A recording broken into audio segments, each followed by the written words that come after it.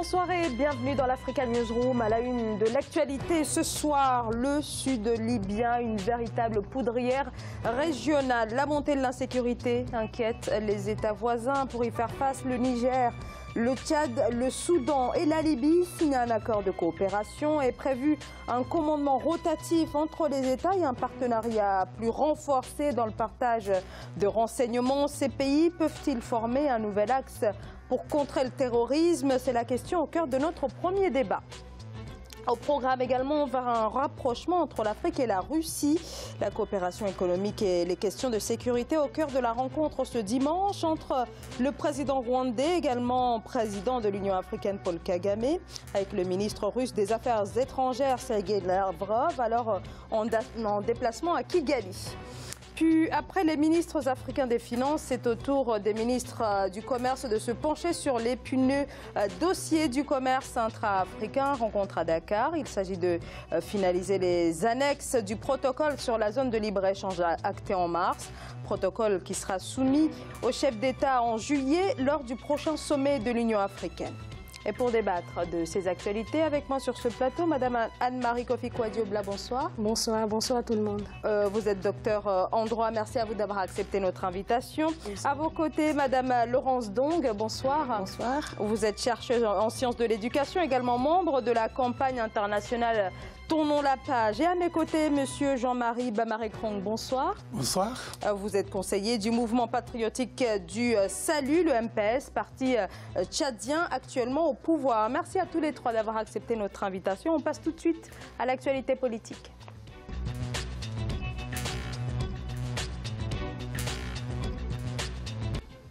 Le Niger, le Tchad, le Soudan, les trois États voisins de la Libye sont de plus en plus préoccupés par leur sécurité. Le sud libyen est une véritable poudrière depuis l'intervention de l'OTAN. Les gouvernements frontaliers de la Libye souhaitent alors coopérer davantage, notamment dans l'échange d'informations, mais aussi en matière d'intervention militaire afin de mieux lutter contre le terrorisme et les trafics en tout genre. Un cadre de partenariat a pu justement être trouvé avec le voisin du Nord, Corinne Kamzefem.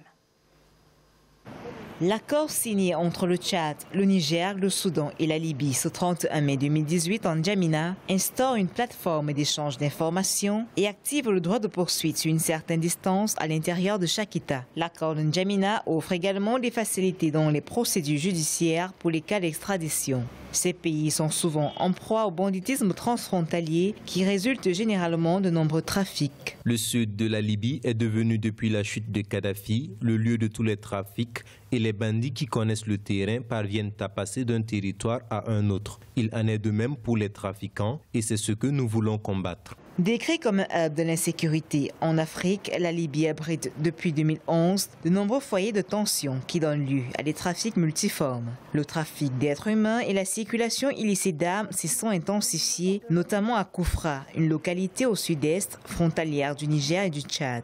Ces trafics alimentent des groupes terroristes dont les activités nuisent à la stabilité des pays voisins. Le premier niveau pour ces pays serait déjà d'essayer de rompre avec la pratique du narcotrafic qui existe sur la bande sahélienne en provenance de la Libye. Il faudrait, dans un second temps, maîtriser la frontière sud de la Libye. Parce que c'est cette frontière qui est aujourd'hui essentiellement poreuse et qui alimente un ensemble de groupes subversifs. Cet accord est l'aboutissement du sommet de Kigali qui s'est tenu en mars 2018. Après plusieurs crises transfrontalières, les dirigeants tchadiens, nigériens, soudanais et libyens réunis à Kigali avaient décidé d'accélérer la mise en œuvre d'un cadre de coopération et la recherche de nouveaux mécanismes de suivi du renforcement de la gestion des frontières et de la sécurité.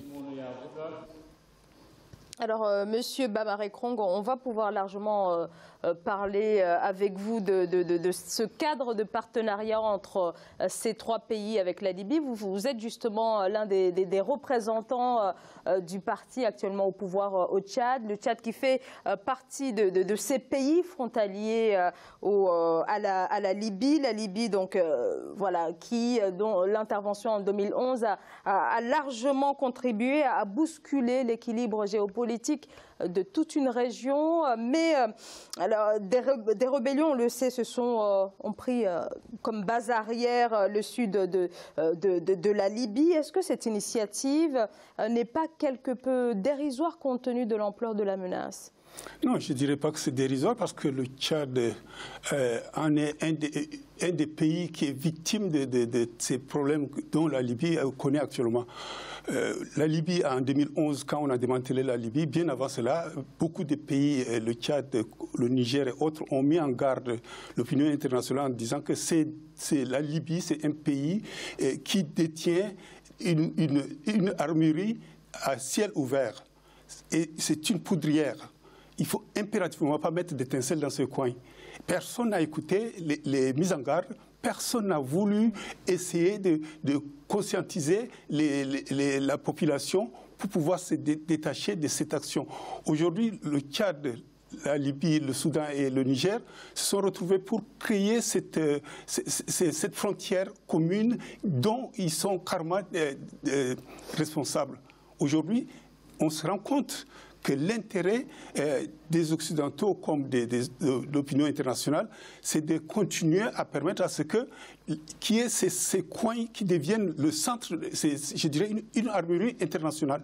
Parce que toutes les armes qui quittent les pays en guerre débarquent directement au sud de la Libye. Alors, une alliance entre la Libye, le Tchad, le Niger et le Soudan. On parle quand même d'un vaste territoire, donc le sud libyen de plus de 500 000 kilomètres au carré. Ça occupe quasiment le tiers du territoire libyen. Monsieur Bamar-Ekran, pourquoi ne pas avoir associé la Tunisie et l'Algérie, qui sont également aussi confrontées à la menace? L'Algérie aurait dû s'intéresser, effectivement, mais l'Algérie a une des frontières directement avec le Mali et le Niger, donc ce qui fait que c'est un peu loin pour pouvoir intervenir directement sur la frontière sud du Soudan. C'est la frontière sud du Soudan qui est en jeu actuellement, parce qu'on considère que c'est un endroit, comme l'avait dit tout à l'heure le journaliste, c'est un endroit dont la frontière est assez poreuse par rapport à la Libye, mais le Tchad met en sécurité, c'est-à-dire la population, en menant des patrouilles. Chaque fois, on se rend compte que des militaires sont engagés à fond,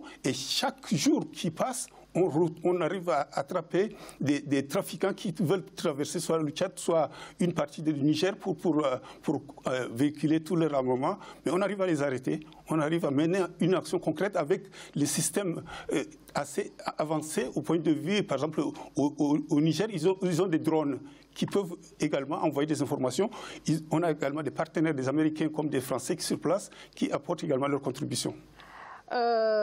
Laurence, donc est-ce qu'il n'aurait pas fallu associer d'autres pays? Et je l'ai dit, la Tunisie, l'Algérie, qui voilà, ils sont un peu plus au nord, mais quand même partagent des frontières avec la Libye. Est-ce que ce partenariat entre ces quatre pays-là n'est pas quelque peu minime compte tenu de l'ampleur de la menace? Alors, c'est vrai qu'il aurait peut-être fallu associer d'autres pays, mais je pense qu'ils se sont concentrés sur ce qu'ils appellent la zone des trois frontières. C'est-à-dire qu'il y a une zone qui est à la fois frontalière au Tchad, au Soudan et au Niger. Ils se sont concentrés sur cette zone-là.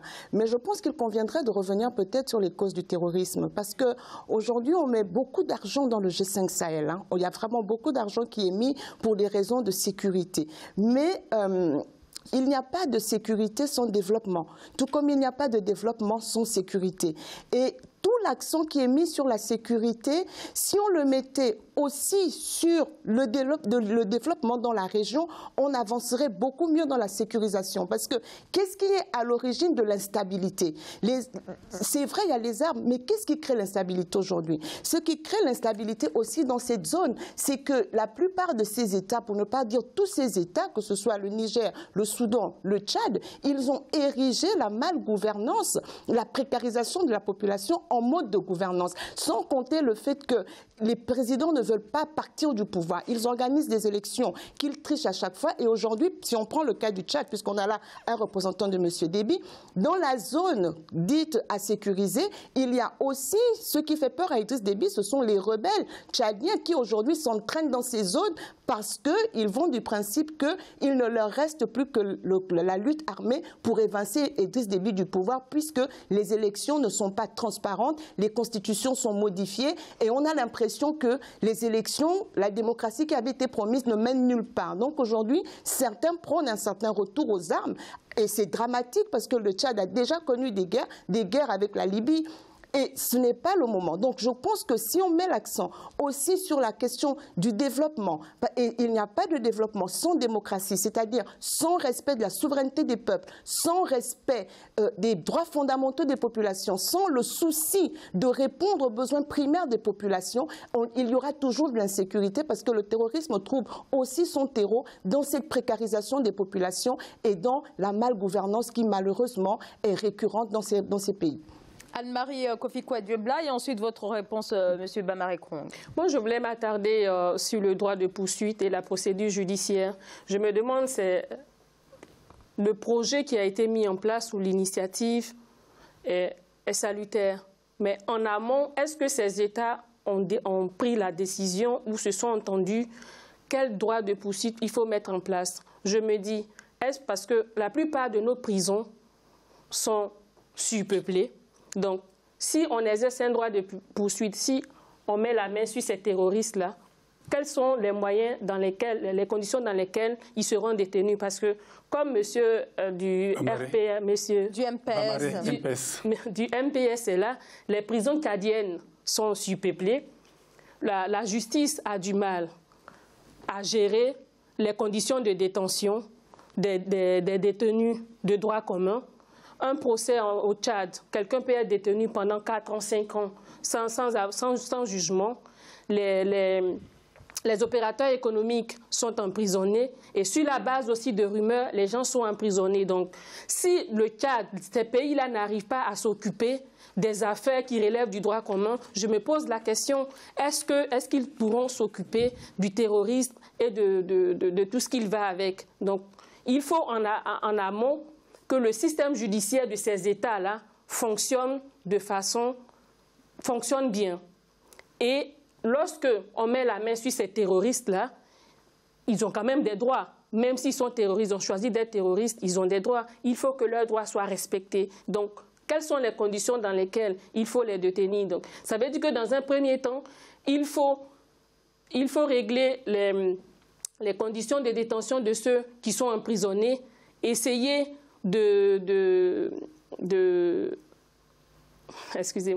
il faut essayer de régler, de trouver une solution, libérer les prisonniers qui sont là. Ça ne veut pas dire que je fais l'apologie de l'infraction, je suis auxiliaire de justice, je ne peux pas me permettre ça. Mais dans un premier temps, il faut trouver les conditions dans lesquelles, quand on va mettre la main sur ces terroristes-là, il faut comment les détenir? Voilà, alors ça pose directement la question des moyens. Alors effectivement, est-ce que ces États-là ont les capacités, les moyens de pouvoir s'attaquer pleinement à cette question du terrorisme? Le problème du terrorisme est un problème qui dure déjà depuis quelques années.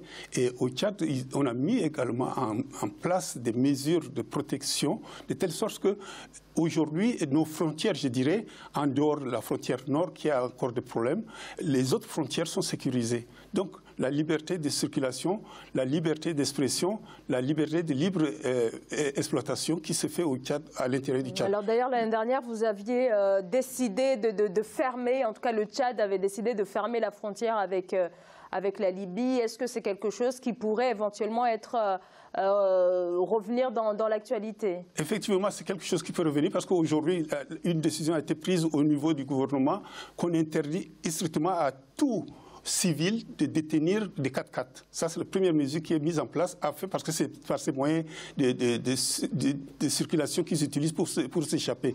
Deuxièmement, aucun civil ne peut détenir d'armes. Ça, c'est également mis en place. Aujourd'hui, toute personne qu'on soupçonne ou qu'on constate qu'elle est armée, on lui demande l'utilisation. Et pourquoi si elle n'est pas une de la force militaire, eh bien, elle n'a pas le droit de détenir ses armes. Le troisième point qui a été mis en place, c'est qu'on a demandé avec nos voisins, c'est le droit de poursuite. Parce qu'aujourd'hui, on se rend compte que toute fois où ils font des exactions, soit que ce soit au Niger, que ce soit au Tchad, ou que ce soit au Soudan, ou en Libye très peu, mais dans ces 3 pays, eh bien, ils fuient vers la Libye. Donc, au Tchad, on a commencé à mettre en place une barrière, on a fermé la frontière, effectivement, pour mettre la sécurité absolue, permettre à ce que nos voisins qui aujourd'hui s'entendent avec nous correctement pour pouvoir également procéder de la même manière à leurs frontières avec la Libye, de telle sorte que la Libye puisse résoudre son problème. Aujourd'hui, la Libye, ils se sont retrouvés ici à Paris pour mettre au point les actions concrètes pour arriver à instituer soit une nouvelle constitution, soit des élections au mois de décembre, je crois. Donc, ce qui fait que les choses avancent. Les choses avancent aujourd'hui. On ne peut pas dire que les pays ne sont pas sécurisés, mais les moyens qui sont actuellement, on a mutualisé les moyens, et je crois qu'avec ces possibilités, on peut avoir une étendue assez plus vaste. Alors, mais est-ce que les intérêts de chacun de ces pays convergent suffisamment pour permettre à cette initiative d'aboutir, j'ai envie de dire ? Parce que les intérêts des Libyens ne sont pas forcément les mêmes que ceux des Soudanais, par exemple. Oui, bien sûr. Mais alors, puisque s'ils ont réussi à trouver un terrain d'entente et qu'ils ont signé un accord, ça veut dire que dans l'accord, chacun a trouvé son compte, plus ou moins. Ouais. Mais bon, après, ce qui est souvent à déplorer, comme le dit Anne-Marie, c'est qu'on a souvent comme l'impression qu'il n'y a pas une réflexion aboutie en amont. On a comme l'impression que les choses sont faites juste pour être faites. Et tout ça pourquoi? Parce qu'en réalité, on ne met jamais en avant les vraies causes. On ne met jamais en avant les vraies raisons de ces accords-là. En fait, chacun a des raisons cachées et les raisons qui sont avancées au grand public ne sont pas les véritables raisons. Et je pense que ce qui fait peut-être le consensus entre ces trois dirigeants, parce que ce qui est fait souvent, c'est plus entre les dirigeants, pour les dirigeants politiques que pour le peuple. Le peuple, on n'en tient pas souvent compte. Et c'est ça le malheur dans nos pays aujourd'hui africains, dans certains pays africains, c'est que le peuple passe toujours à la trappe. Et ça, c'est vraiment dommage. Parce que quand monsieur dit qu'au Tchad, il y a la liberté d'expression, moi, mes amis de Tournons la page sont régulièrement arrêtés et mis en prison pour juste tentative de manifester. Hein. Donc, je suis habituée à signer les pétitions et à interpeller les politiques pour les faire libérer de prison. Donc, les manifestations sont autorisées au Tchad, mais il faut demander l'autorisation. Dans un pays démocratique, on ne se lève pas le matin pour pouvoir faire manifester. Excusez-moi, dans tous les pays qui visent dans leur constitution la Charte universelle des droits de l'homme, on ne demande pas une autorisation pour manifester. On informe les autorités que l'on va manifester et les autorités se doivent simplement d'apporter la sécurité. N'accorde ou n'accorde pas. Non. C'est arrivé à Paris où on nous a interdit de manifester, on a interdit des activités. Donc c'est pas vrai. On n'interdit pas. On interdit. S'il y a possibilité de trouble, mais pas systématiquement.